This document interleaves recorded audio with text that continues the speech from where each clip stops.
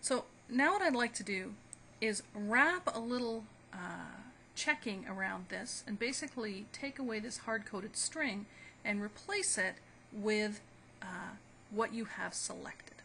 Okay, so you have an active document open and you have something selected in the document. That's what I would like to read. So what we need to do is first of all make sure that you in fact have something open, that what you have open is a text file, and that you have something selected in that text file. And I'm going to show you that just so you can see how much IntelliSense help there is for this. I can ask the application object for the active document. Okay? And the first test is I want that to not be null. Okay? If your active document is null, you don't have anything open, I can't help you. Furthermore, I want that application object's active documents type to be text. Now, fair's fair, you know, if you're going to actually implement an add-in like this and you're going to interact with the active document, you do need to know certain little tweaks like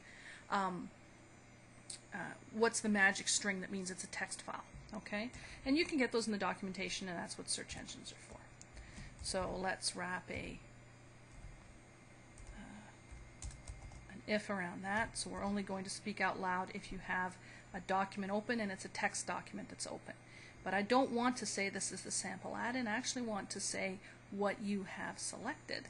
So in order to do that, I'm going to need to cast my document from just any old kind of document to a text document. So I'm going to declare a text document called text is equal to casting to a text document. Again, ask the application for the active document, and then bit of a trick, I have to say .object. Okay?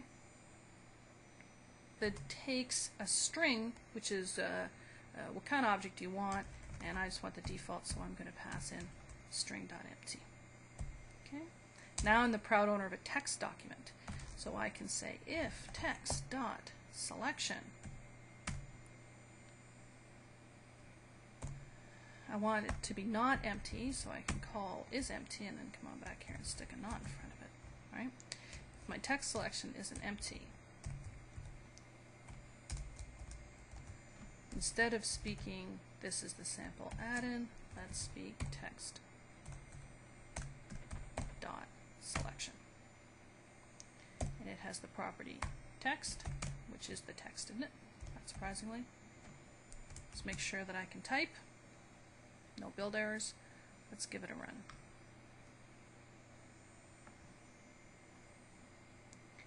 Now if I just go straight onto the menu and hit Talker, nothing happens because I don't have a file open. Okay? Let's open a file. Right? We wrote all those ifs. It said if we have an active document and so forth and so on. So let's open a file. Okay, let's again go straight to the menu and say Talker because I don't have anything selected. Okay, now let's select a few things. Not too many. Using system, using extensibility, using NV.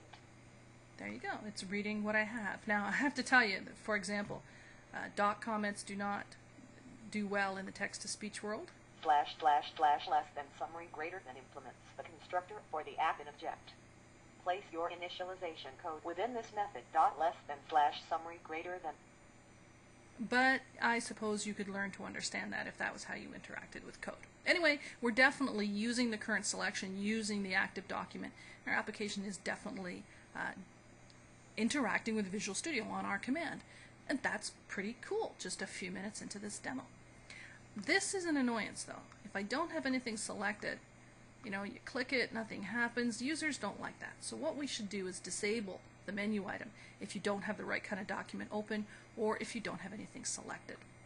And that's really the role of the other half of the IDT command target interface, namely query status. And query status has already been implemented for us, saying basically if they're asking for talker.connect.talker, tell them that we support it and it's enabled.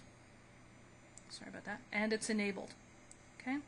So what we're going to do here is say, you know what? By default, if they ask about it, sure, we support it. But as to whether it's enabled or not, well, we have these handy ifs down here, and I'm just going to copy them.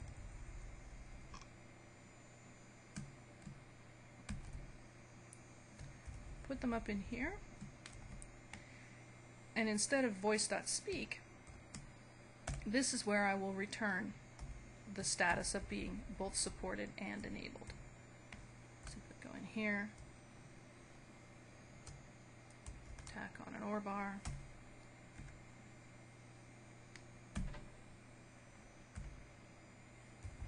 PS command status dot enabled. So by default, it's always supported, but only if we meet all three of these criteria, that we have an active document, that the active document is of type text, and that we have a non-empty text selection, then we will say that we are both supported and enabled. So let's see how that works.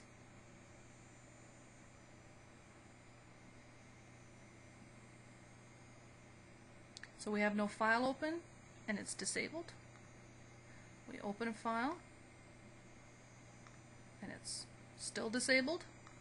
We select something in the file, and now it's enabled. Using system.localization. And it still works, which is a good sign. So in a really small amount of time, our add-in is interacting with the document to do its thing, in this case to read it out loud, has a little bit of usability in things like disabling the menu when there's nothing it could do, and you can see how this could really take you on your way to creating an add-in of your own to do something with your code that you feel is a useful thing.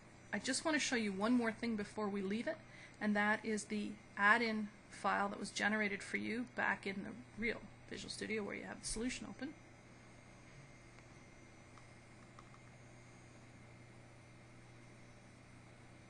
Okay, this XML was generated by the wizard. You can see here's the name that we put in on that one step, and here's the description on the same step, the project name, and the class name, and these numbers correspond to the choices on the text box.